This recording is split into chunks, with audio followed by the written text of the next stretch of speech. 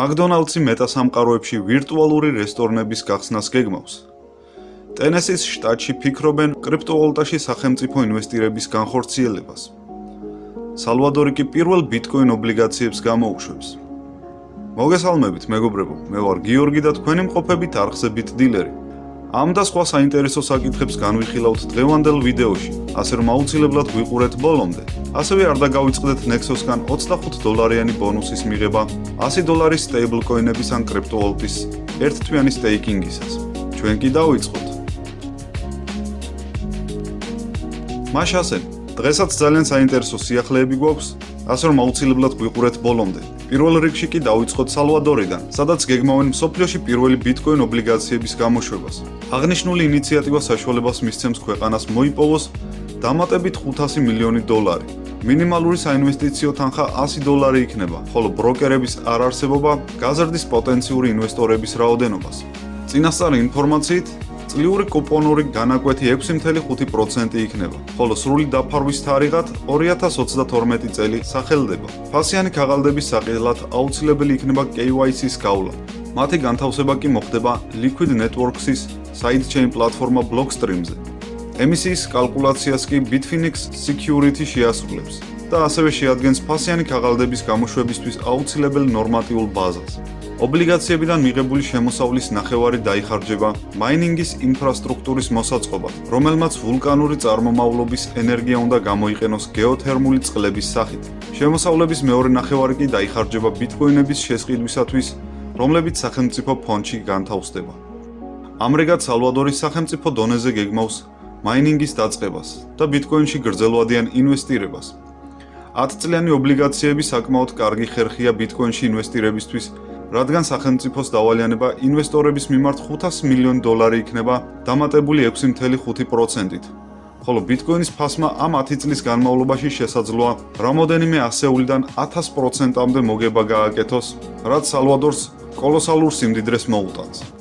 რას ფიქრობთ, მეგობრებო, ამ ყველაფერთან დაკავშირებით სწორად იქცევა თუ არა სალვადორი თქვენი აზრით, როდესაც სახელმწიფო თანხების ინვესტირებას ახორციელებს კრიპტოვალუტაში? აუცილებლად დაწერეთ კომენტარებში, რას ფიქრობთ ამასთან დაკავშირებით.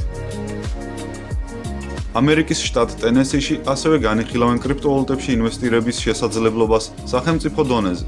ტენესის შტატის კონგრესში შეიტანეს კანონპროექტი, რომლის მიღების შემთხვევაშიც სახელმწიფო სტრუქტურებს ექნებათ შესაძლებლობა განახორციელონ ინვესტიციები კრიპტოვალუტებში, როგორც ამას სალვადორის მთავრობა აკეთებს.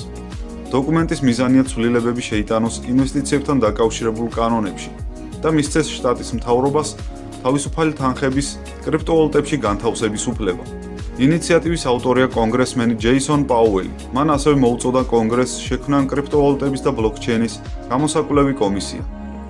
შეგახსენებთ, მეგობრებო, იანვარში არიზონას სენატის წევრმა ვენდი როჯერსმა წამოაყენა კანონპროექტი ბიტკოინის გადახდის საშუალებად გამოყენების თაობაზე.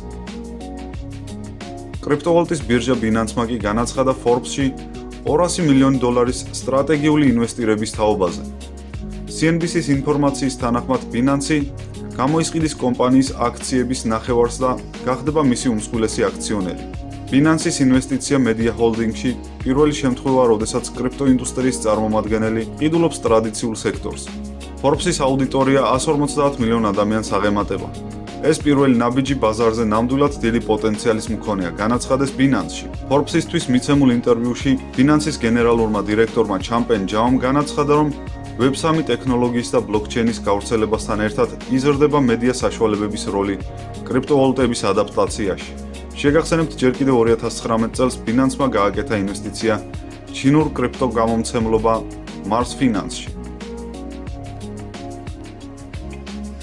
მაკდონალდსი კი გეგმავს მეტასამყაროში საკუთარი რესტორნების გახსნას.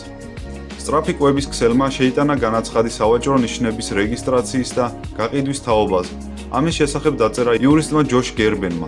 მთლიანობაში დაფიქსირებულია მაკდონალდსის 10 განაცხადი. ერთ-ერთი მათგანი ეხება ვირტუალურ სამყაროში რესტორნის მართვას. სავაჭრო ერთეულების რეგისტრაციის შესახებ NFT და მეტასამყაროში ასევე შეიტანა განაცხადი ამერიკულმა კაფეების ქსელმა Panera Bread-მა. Panera ვერსის მარკით კომპანია გეგმავს გახსნას მეტასამყაროში რესტორნები და საკუთარი მიწოდების სერვისი. და ბოლოს, მეგობრებო, ძალიან საინტერესო ანალიტიკური მოხსენება Wells Fargo-სგან. Wells Fargo ამერიკის უმსხვილესი ბანკია. მათ გამოაქვეყნეს მოხსენება, რომელშიც ანალიტიკოსებმა განაცხადეს კრიპტოვალუტის შესაძლო ჰიპერადაპტაციის პროცესზე, როგორც ეს 90-იან წლებში ინტერნეტთან მიმართებაში მოხდა. ანალიტიკოსებმა შეადარეს კრიპტოვალუტები სხვა ინოვაციურ ტექნოლოგიებს და დაასკვნეს, რომ კრიპტოვალუტებს ჯერ არ მიუღწევიათ ეგრეთ წოდებული გადახრეს წერტილისთვის, რომლის შემდეგაც იწყება ინოვაციის მასობრივი ადაპტაცია. ანალიტიკოსებმა განაცხადეს, რომ კრიპტოვალუტების ადაპტაცია ამ ეტაპზე ყველაზე მეტად ინტერნეტის გავრცელებას ჰგავს მისი არსებობის პირველ წლებში.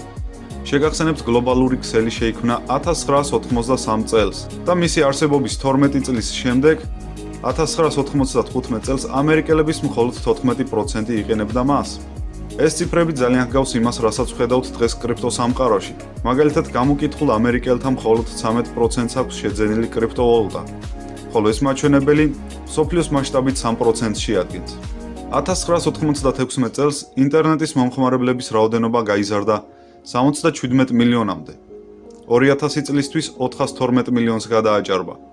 2010 წელს ინტერნეტს უკვე 2 მილიარდამდე ადამიანი იყენებდა. დღეისათვის კი ინტერნეტს 5 მილიარდი მომხმარებელი ყავს მთელ მსოფლიოში. ანალიტიკოსები თვლიან, რომ კრიპტოვალუტებმა შეიძლება ეს გზა კიდევ უფრო სწრაფად გაიარონ. ასე მოხდა მაგალითად smartphone-ების და Wi-Fi-ის შემთხვევაში. ეს ის ტექნოლოგიებია, რომელთა მიღწევები პირდაპირ არის დამოკიდებული ინტერნეტზე და კრიპტოვალუტაც სწორედ ამ სფეროს ეკუთვნის. ამიტომაც მათი გავრცელება შესაძლოა ანალოგიური ტემპებით მოხდეს.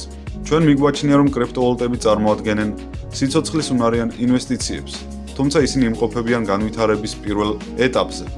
განაცხადეს ბანკის ანალიტიკოსები. ისინი თვლიან, რომ კრიპტოვალუტებში არ არის გვიანი ინვესტირება და მათ კიდევ წინ აქვთ ყველაფერი. რადგან კრიპტოვალუტის ბაზარი ახალგაზრდაა და იგი კაპიტალიზაციით ჩამორჩება დანარჩენ ფინანსურ სამყაროს. თუნდაც ერთი კომპანია Apple-ის კაპიტალიზაცია ამ ეტაპზე აღემატება მთლიანი კრიპტოსამყაროს კაპიტალიზაციას.